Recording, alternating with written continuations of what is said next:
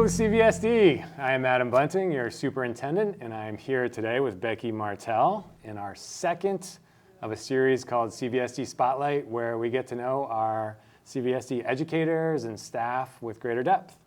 Thank you so much for being here. You're welcome. Thank you for having me. So you were nominated by a colleague who wrote to us and said, students who are with Becky see in themselves strengths that they may not have known they had, which bolsters their confidence and helps them develop other skills in areas they may not feel as strong in.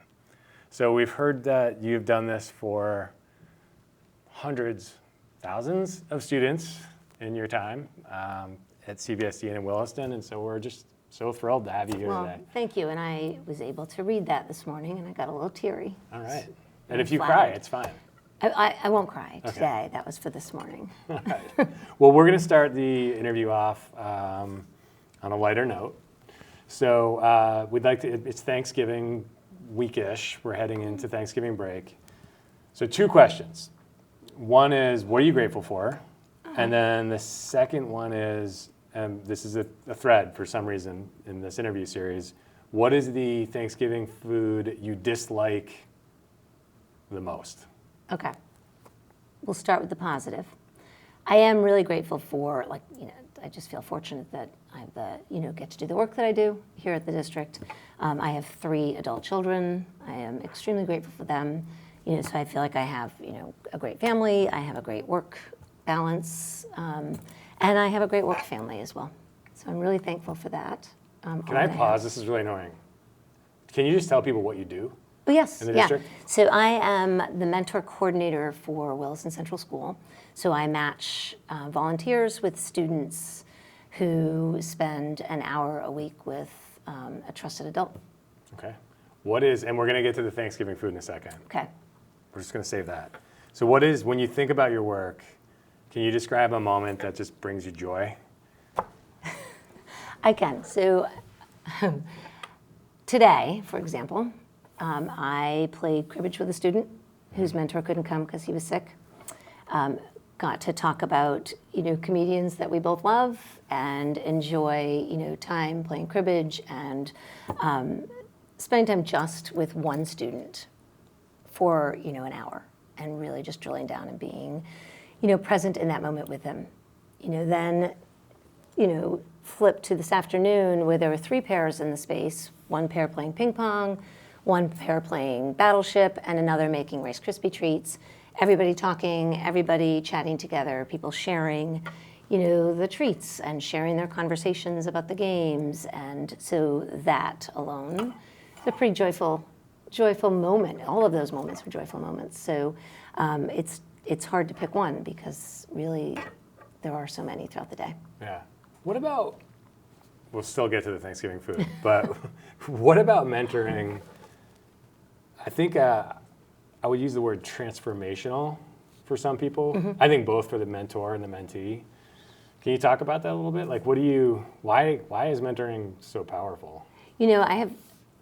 That's a great question because I have so many students who have been in the program and they might have, they might be a quiet student, it might not be, but when they're with one person for an hour a week over time, and these pairs are together for up to 4 years, they build a trust that can't happen necessarily in a classroom of 20, 25 kids. So they may be less apt to talk about things that they need or that they want or that they're feeling. For example, I have one student long ago who wanted to play a sport and didn't know how to sign up, didn't have basketball shoes, and just didn't know the logistics. And her mentor came to me, we talked it out, I was able to get that person signed up. That person then went through and did multiple sports and then multiple art projects and was in plays and just became very involved and engaged in school in general. I don't know if that might not have happened. I don't know, it might have happened, right. At the right moment. But I do know that because of mentoring and that time spent with that adult, that it could happen for this person. Yeah. And it really changed their trajectory, and that person was able to, then go on and she's here at CVU and has shifted to the arts, because she got to dabble in all those other things, and I don't know if that would happen. normally? I live in this community. I don't know if you live in this community. I don't. Okay. No. Where do you live? I live in Winooski. In Winooski, cool. One of the things that I've noticed over the decades that I've been here is that there's a real gift that one has working in the school system because you see the full community for all of its really bright points, and then for the challenges that are out there too. Is there anything you'd want, I mean, and I imagine that's true for you as well, is there anything you'd want our broader community to know about this community that they may not see if they don't work in the schools? About the mentoring community? Could be CVSD in general. Well, I think the level of caring and the giving that happens in our community, you know, the staff is seasoned, veteran staff who care deeply for the kids, you know, and I can only speak to Williston because that's where I've been forever, but so that is very much the case. That's what I see, you know, people that show up and they are doing the work and they want to be there and they're giving back 100%, you know, and it's just such a nice community. People work together pretty well for the most part, you know, and there's definitely growing pains, you know, throughout some years in a school that happens. And then within our Williston community and within the mentoring community, the number of volunteers, there are almost 60 kids in the program. Wow. Those mentors are that means there's 60 volunteers who come in to choose to spend time with students. That's pretty impressive. Yeah. You know, if you think about volunteerism in general, and it's much more challenging now, you know, with two parents working, with, you know, stresses that are, you know, very likely in our climate in the world, we still have people coming in willing to volunteer and spend time with kids. That's awesome. By choice, you know? My dad wants to be a mentor, and he's concerned. He's like, I'm not sure they want an old guy like me. What would you say? Well, and I don't think he's old, by the way. Dad, Yeah, you might are wanna amazing. check that, right? Because Yeah. you probably will see this. No, I have had mentors say that to me, like, I have nothing to give back, but what they don't realize is that there is a match. There's a pair for everyone, right? So there's somebody that would benefit from being with whether it's, you know, a younger person, an older person, female, male. And one mentor in particular said that very same thing to me and would consistently say, I'm not quite sure why he wants to hang out with me. I'm just an old guy, you know? But they'd come in and they play Battleship, or they, you know, do a Lego project, or they just talk, or they go through, you know, they talk about a book that they're reading together. And this student has benefited so much because he doesn't have a grandfather, you know, in the area, doesn't get that special time where you're just like spending time with somebody that's wise, that has wisdom beyond, you know, even your parents' years. So yeah, no, people want to hang out with grandparents too. All right, so this is my last mentoring question.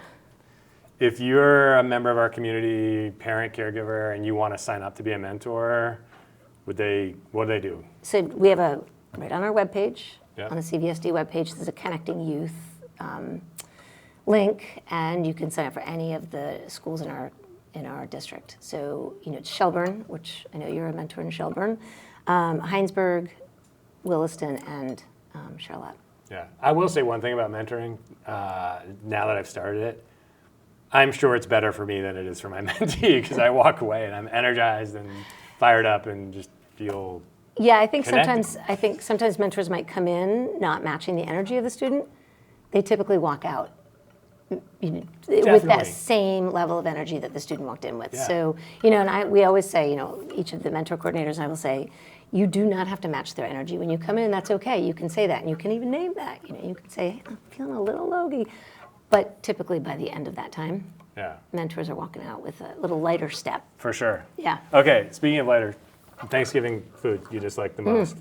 Cranberry sauce. Tell me, Especially is it the consistency? Is it especially the taste? the canned one. It's this. I think it's the consistency, the smell, but even the berries. Even if I've tried, you know, the homemade cranberry sauce, it's all of it. It's not your jam. Not my thing. It's pretty though. You hear that pun? It's not my. Not your. Well done. Okay.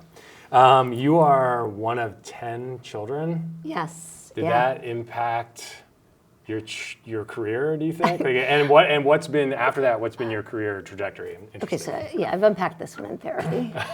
So Okay, I don't let mind it out. sharing Let the that. people hear the We therapy. should Come all on, just let's be go. open and okay with that. But yeah, being the ninth of 10, my parents are great. They did an awesome job. There's got to be some level of neglect on both ends, right? So yeah, I think being with kids and wanting to just kind of be a part of something bigger has always been something I've enjoyed. I also was a terrible math student. So all through high school, I kind of had to figure that out. When I got to college, I realized that I could teach myself. And in doing that, I realized that, yeah, I think I could impart this knowledge in a way that is not intimidating and is not scary. Not that math teachers are scary. But So what happened after college for you? What was the? so my goal was actually to be an art teacher. Okay. And then that was fleeting. I started working with kids and, as a summer camp counselor. Thought I wanted to be a phys ed teacher. Thank God, did not do that. And I think just from there, I really loved being with middle school kids. Yeah. So I did that for a while and dropped down to 1-2 for a little bit, which was, kind of a wild ride, dropping down. 1-2, yeah, Yeah, I bet. that was, yeah. And then ended with 3-4. Yeah. Do you have a sense when you think about all of the teachers we have in our district? When you look at the 1-2 teachers, are you like, whoa, like these people are doing magic? Oh, absolutely. What I loved about 1-2 was, the teaching someone to read and the excitement and the thrill. It's a lot of work.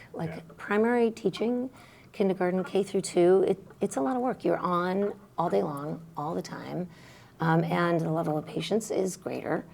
Middle school I love because I just like being with that age group, and I'm super glad that I'm back in that age group now and ending my career there. 3-4s are it's like a secret. Yeah. That's like the magic. 3-4s, maybe a 4-5, because they're compliant, they don't always need you, they want to be around you still. There's no, that's kind of a little magic secret. No high school for you? Have you seen? No, that was kind of my cutoff was 8th grade. Was 8th grade? Yeah. What were you like as a middle schooler? Yeah, I was the ninth of 10, so I needed to be seen, and so I would make sure that I was seen at the cost probably of my classmates. So yeah, I was not the. I think my teachers would probably have said that I was not always the most studious, and I was definitely kind of a cut up. Yeah. I was asked to leave a couple of times. Yeah. I was a student here, and regularly some of my classmates would be like, wait, you're the principal? You were the principal? How did that happen? How does that make sense? I've heard you a couple times today, and before we started the interview, you talked about being seen and what it means to be seen, and that's one of the goals of mentoring. Can you say more about that and why that's so important? Yeah, I think the beautiful thing about mentoring is that kids are seen, and they're seen for who they are, not seen as a loud student. They're just seen for the person that they are. So a student can come into the mentoring space and just be themselves. Oftentimes, especially with middle school kids and probably in high school as well, kids, they have to be on. So even if they're with their friends, they're on all the time in that if they consider themselves to be sort of the loud, funny kid, then they have to maintain that level of energy for their friends. When they come into the mentoring room, they can be who they want to be and who they truly are. And whether that's a quieter student who just has time to talk to one person and can just feel comfortable, or that's a louder student who's like, I can just talk about a movie, or I can play cribbage, or I can build with Legos, and I don't have to be that person I am in the hallway. I think that's a really powerful hour for them. They have autonomy. They have the time to choose what they want to do. We don't, I often say kids don't always get autonomy during the school day, but very few people do even in their workplace, And so having that level of autonomy where someone comes, when they walk into the room, the mentor says, what do you want to do today? That's huge. That right out of the gate, they're seen for what they want, and they get to make that choice. And so some people, I think, will look at mentoring, and if they don't understand it, kind of go, so what's 1 hour a week going to do for kids, over time? And it is impactful because they do get that. They are seen. They do get that time. They get to choose their activities. They get to feel like someone cares about them. And a mentor is just showing up. And that's the beautiful thing about mentoring too, is that we always tell people, you don't have to plan anything. Right. Because it's about the kids, and I think when mentors realize that, it takes that level of stress off them, and they can just go with the flow, and that's when, kids really know, yeah, this is my time. All right. So just a couple more questions. Okay. So you mentioned you're a parent. Uh-huh. I'm guessing we probably have quite a few parents watching this. What is a piece of advice you would have given to yourself as a newer parent? Or like maybe during a challenging stage of parenting? Like when you're in the weeds? I think I would just remind myself that it's fleeting. Yeah. Like first of all, it's a journey, right? So, especially when kids start school, kindergarten is so important because that's the first time you as a parent have experienced kindergarten. And so is first grade, and then so is eighth grade. And so, but it's a journey, and it's K-12, and then on to college if that's the choice, or on to work. So it's a long time. Like, enjoy those stages because it really goes so fast. It doesn't feel like it's fast, but it's gone in a moment. And then I was given advice from a wise colleague years ago, and it was smart. He wasn't even a parent, but said every child in your family, I have 3 kids, doesn't matter how many you have, they have a different parent. So you come at it with a different experience, right? So that was really good for me to remind myself constantly, like, yeah, so I'm a different parent for my 3rd child than I was my 1st and my 2nd, and that's okay. But it's... Where do you draw strength from in the challenging times? That's a really good question. Adam, you're throwing me here. I think I draw strength from this is going to sound corny. People that know me, I'm not all that, not really mushy. But I am very mushy. I'm working on yeah. I'm working on being a little more mushy. But my own kids, yeah. I just see who they are as adults now, and they're, my youngest is 29, my oldest is 32, and I just see what they've done and who they are as adults and how open and honest and, real they are. They're, so I think I strive to do that more often. Also, kids are just so much more open. I think we as adults have learned to just kind of be a little more closed off and maybe not so accepting. Yeah. And kids are accepting of all people, and that's pretty inspiring. A little bit more about inspiration here. So you are 9 of 10 children. You've also run 9 of your planned 10 marathons. Yeah. I just thought I'd throw out that connection I heard. But so marathoning, are you going to run that 10th? What's going to happen? That's the goal. So I was supposed to do Philly on the 22nd of November, which is this weekend, and I just didn't make it through the summer. It was too hot, so the training fell off. So yeah, there's a goal still floating out there for maybe the spring. All right. I will, whenever you're running your marathon, be there. We will gather everyone who's watching this to cheer you on. Hopefully at the 26th mile. At the 26th mile, we'll be there. Okay, very, very, very last question, I promise. So let's imagine, whenever you're done with CVSD, right, and you've decided, I'm moving on from mentoring, what's the thing that's going to make you feel most proud? At the end when I look back? Yeah, like when you're reflecting on the experience you've had here. I think what will make me feel most proud is that I rarely forget a student, who they are. I saw that, by the way, in the hallway. We walked in and someone ran up and gave you a hug. Yeah. I assume that was a student. Yes. Okay. Yeah. So I feel like that, I'll look back on that and feel pretty proud of that. And I've never lost my temper with a student. Cool. Okay, last question. What do you want us to do differently? As a district? Yeah, as a community. How do we be better for our kids? What can we do collectively? That's a lot of weight to put on your shoulders. That's a lot of weight, yeah. That's a hefty You could question. wave a magic wand in Okay, our community. I think I would. I mean, I could talk about the budget, but I guess I would just want the programs that support students and their individuality to continue to happen, and that's not just budget money. It's people showing up to do it. It's programs like when you talked about the bass fishing.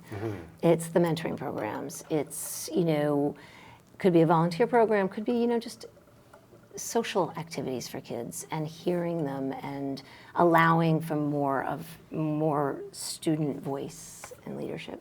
Cool. It's like opportunities for people to be their authentic best selves. Yes. Yeah. Yeah. Thank you for framing that. Thank you. Can I give you a high five? Yeah. Appreciate you. Thank you.